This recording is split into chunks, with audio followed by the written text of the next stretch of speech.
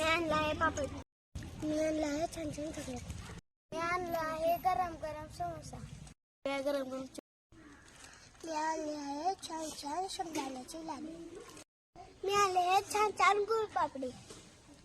मी आणले आहे गरमागरम चिवडा.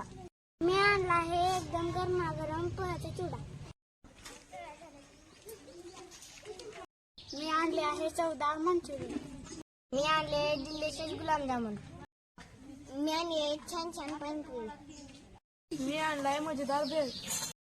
मी आणला आहे वडापाव. मी आणले आहे मजेदार भेळ.